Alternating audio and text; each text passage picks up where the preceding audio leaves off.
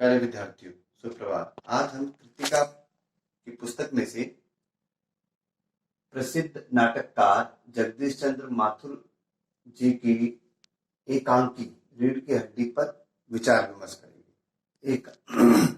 ये प्रसिद्ध नाटककार है, इन्होंने कई नाटक लिखे हैं, लेकिन परंतु ये जो रीढ़ की हड्डी है एक सामाजिक व्यंग एकांकी रचना है, जिसमें स्त्री की समस्याओं को, पढ़ी लिखी स्त्री की समस्या को उभारा गया है कि लोग पढ़े लिखे होने के बावजूद उसको समाज में स्थान नहीं देते, वो भी पढ़े लिखे इंसान।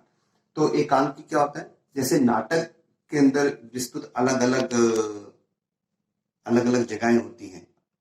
नाटक एक विस्तृत होता है, बड़ा होता है, जिसमें जीवन के हर पहलू को अलग अलग करके दिखाया जाता है। उस अलग में से एक अंश, एक अंक, जैसे इसके अंदर उमा एक चरित्र है जिसके ऊपर उमा की विवाह की तैयारियां चल रही है। बस उमा की विवाह की तैयारियों के संबंध में लड़की वाला देखने आ रहे हैं, ये एक अंक है इसी के ऊपर, और इसके आगे पीछे, जबकि नाटक के अंदर तो उसका आरंभ, उसका मध्य, उसका अंत होता है उसमें, और पूरी घटना एक क्रमबद्ध चलता रहता है। लेकिन इस नाटक में से अगर एक अंश को उठा लिया जाए तो वो एकांकी कहलाता है। एक अंक, एकांकी का मतलब एक अंक वाला, जिसमें एक ही पॉइंट पर, एक ही बिंदु पर विचार किया गया हो, वो एकांकी होता है। जैसे रीढ़ की हड्डी में यहाँ पर एक सामाजिक समस्या है। उमा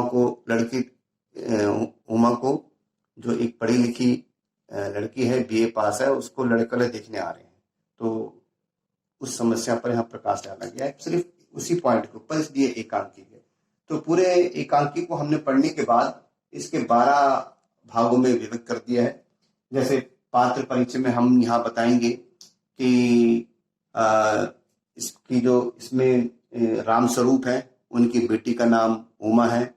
उमा की माता जी जो है प्रेमा है, ये इसके मुख्य पात्र है। और एक जो सहायक पात्र है वो जैसे उनका नौकर है, वो बाकी है। बाकी बस यही 3-4 नाटक का पात्रों से एकांकी बनी हुई है। और एक घर का दृश्य है, घर का दृश्य है, और उसके अंदर मेहमानों की स्वागत की तैयारी की जा रही है। जैसे फिल्म में होता है नाटक, जिस फिल्म के अंदर होता है कि पहला सीन, घर वाले बड़े व्यस्त हैं और सब इधर उधर मेहमान के आने की, मेहमान लड़के वाले उमा को देखने आ रहे हैं, तो उसकी तैयारी कर रहे हैं। कोई मेज पोज सही कर रहा है, नौकर को राम स्वरूप जी बोलते हैं, जा वहां से वो लेके आ जा, सामान बाहर से लेके आ जा, और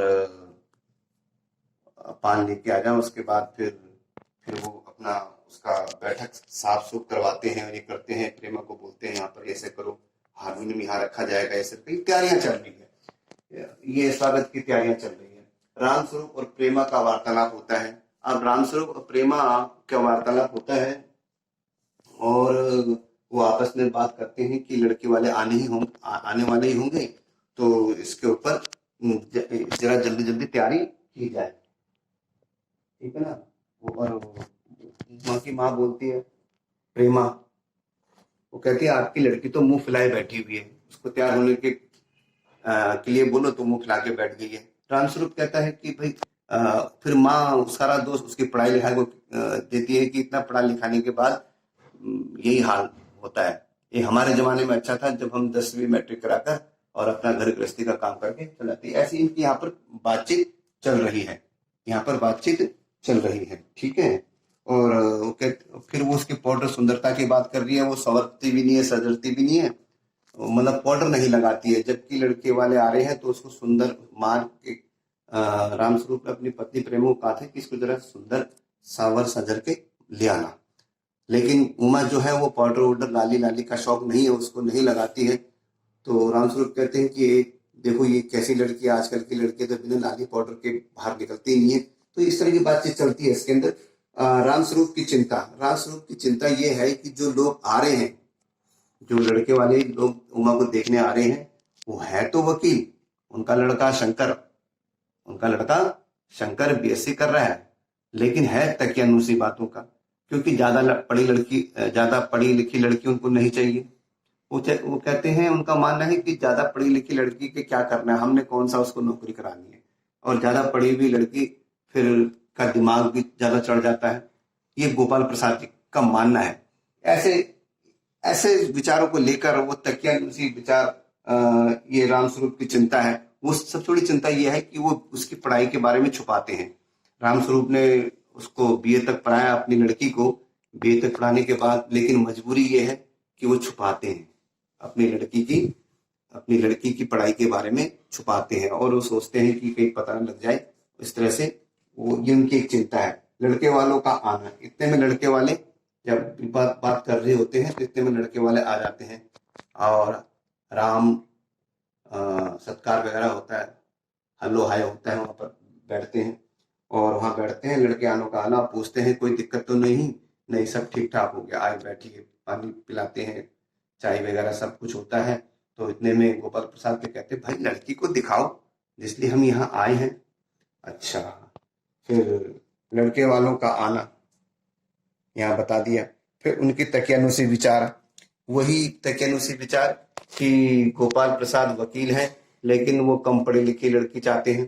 ठीक है ना, उनका मानना है कि भाई ज्यादा पढ़ी लिखी लड़की घर के लिए सही नहीं होती है, फिर वो घर में काम नहीं करती, फिर तो वो मैडम बन के रहती है। ठीक है ना, इसलिए ऐसी वो 10वीं और 12वीं पास लड़की बस इतना तक ही सीमित है।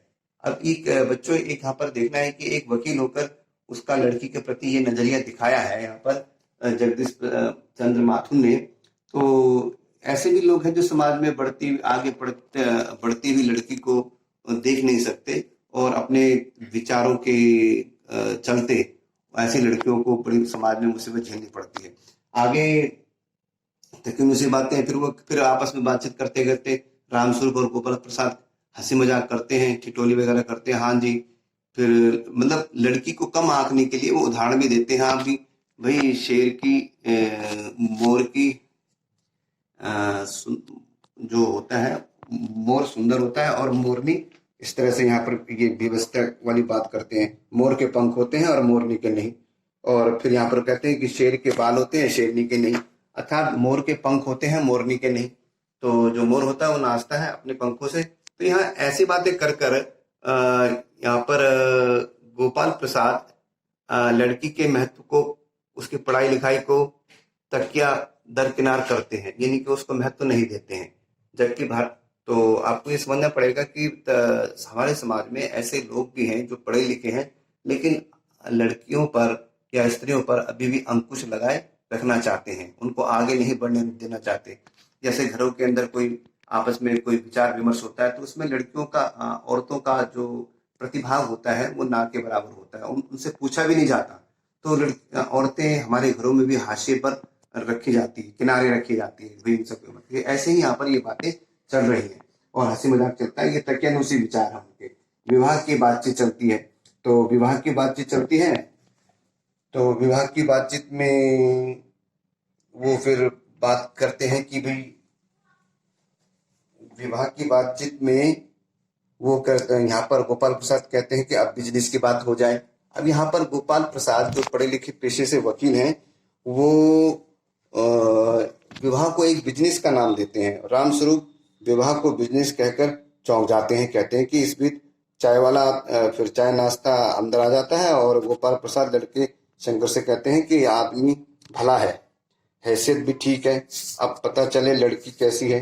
वे सब इस तरह से औपचारिकताएं पूरी होती हैं। गोपाल प्रसाद कहते हैं कि सरकार को खूबसूरत पर टैक्स लगा देना चाहिए। हंसी मजाक चलता है, और जिससे हमको क्योंकि ये ऐसा टैक्स है जिसको हर कोई देना चाहेगा।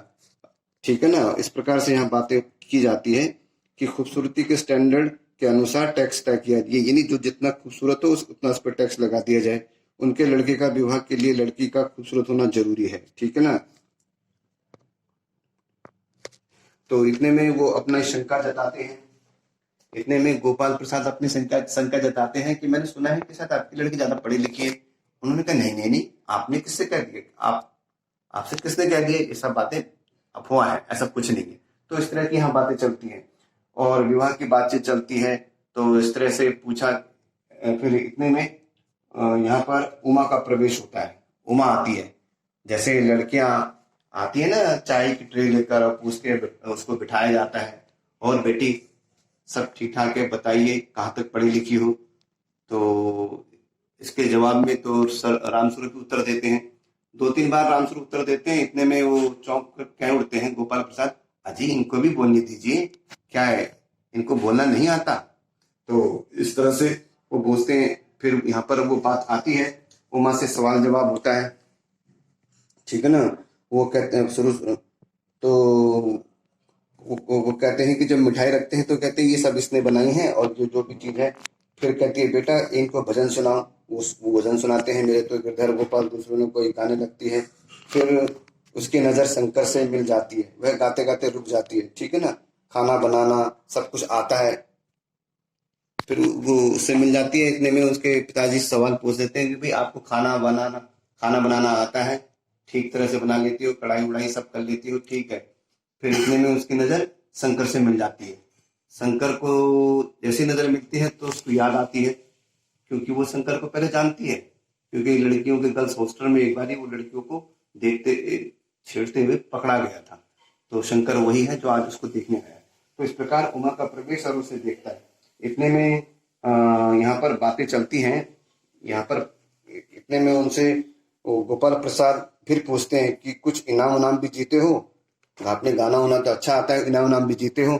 लड़की चुप रहती है, उमा चुप रहती है और फिर अचानक उमा द्वारा शंकर की अचानक वो बोलते हैं, मैं यहाँ पर उमा का लड़के वालों को जवाब देना। और अचानक वो बोलती है, मैं क्या बोलूं बाबूजी, जब मेज कुर्सी बिक रही होती है तो क्या मेज कुर्सी से पूछा जाता है? नहीं पूछा जाता, तो मैं क्या बोलूं। इतने में वो चौंक जाते हैं गोपाल प्रसाद पहुंच जाते हैं। तो वो शंकर की पोल खोल देती है, ये मुझसे सवाल जवाब कर रहे हो, मैं पढ़ी लिखी हूँ, मैंने पढ़ा है, कोई चोरी नहीं की, कोई पाप नहीं किया, मैंने बीए पास किया। वो सारी उमा अपने बारे में बता देती है और शंकर के बारे में बताती है कि किस तरह से गर्ल्स हॉस्टल में इसको पकड़ा गया था और ये पीटा था। अभी कल की बात है कि एक नौकरानी के चक्कर में भी पड़ा था। तो इस तरह से यहाँ पर वो उसकी पोल पट्टी खोल देती है। और दूसरा, अपने लड़के की हालत देखिए, उसकी कमर, बैकबोन, स्पेशल ये शब्द को वहां बोलती है उमा कि बैकबोन अर्थात रीढ़ की हड्डी, क्योंकि शंकर की रीढ़ की हड्डी कमजोर है, वो ढंग से बैठ भी नहीं पाता। तो ये गोपाल प्रसाद छुपाते हैं। तो गोपाल प्रसाद शंकर की बैकबोन का स्पष्टीकरण करते हैं। ये ऐसे ही एक बार क्या हुआ था वो बताते हैं, और लेकिन इससे उमा संतुष्ट नहीं होती, लड़के वालों का प्लान। इतने में जब वो बताते हैं कि गोपाल रामस्वरूप, क्या आपने हमसे बहुत गलत बात है, आपने हमसे इसकी पढ़ाई लिखाई के बारे में छुपाया, आपने हमारे से अच्छा नहीं किया, और ये तो मुजोर भी करती है। तो उमा को फिर गुस्सा आता है कि मैं पढ़ी लिखी हूँ, ये मेरा कोई गलती नहीं, मैंने पाप नहीं किया, मैंने कोई गलती नहीं किया। बार बार इस बात को उठाती है और कहती है, अपनी लड़की की हालत, अपने लड़की को देखिए, उसकी बैकबोन, आपने भी हमसे ये बात छुपाई है कि उसकी बैकबोन खराब है। अब धीरे धीरे करके बात बिगड़ जाती है। उमा अपने बारे में सब स्पष्टीकरण दे देती है और वो शंकर की पोल भी खोल देती है। उनकी बेइज्जती भी हो जाती है गोपाल प्रसाद की, लड़के की और उसकी। और इस तरह से वहां से वो प्लान कर जाते हैं और लड़के वालों का प्लान हो जाता है, चले जाते हैं और फिर पर्दा गिर जाता है। अब यहाँ पर दो बात है। यहाँ पर जो बैकबोन है शब्द आया है, वो यहाँ पर 3 अर्थों में प्रयोग हुआ है। जरा आप भी सुन लीजिए। बैकबोन 3 अर्थों में प्रयोग हो गया। पहले अर्थ में बैकबोन की जो स्त्रियां हैं वो समाज की रीढ़ की हड्डी है। रीढ़ यानी बैकबोन माने रीढ़ की हड्डी। लड़कियां जो है वो समाज की रीढ़ की हड्डी है। अगर लड़कियों को अशिक्षित होगा, उनको आगे बढ़ने से रोका जाएगा, तो परिवार और समाज का विकास नहीं हो सकता। क्यों? क्योंकि वो समाज की रीढ़ की बैकबोन है। एक अर्थ में ये। दूसरी बात, यहाँ पर नारी बैकबोन हो गई। तीसरा, दूसरा एक तो शंकर के संदर्भ में, शंकर बैकबोन मतलब हमारे चरित्र की, हमारे जीवन का, किसी भी व्यक्ति के व्यक्तित्व का जो बैकबोन होता है वो उसका चरित्र होता है। अगर उसका चरित्र अच्छा नहीं है तो पूरा उसका जो व्यक्तित्व है वो सारा लड़खड़ा जाता है।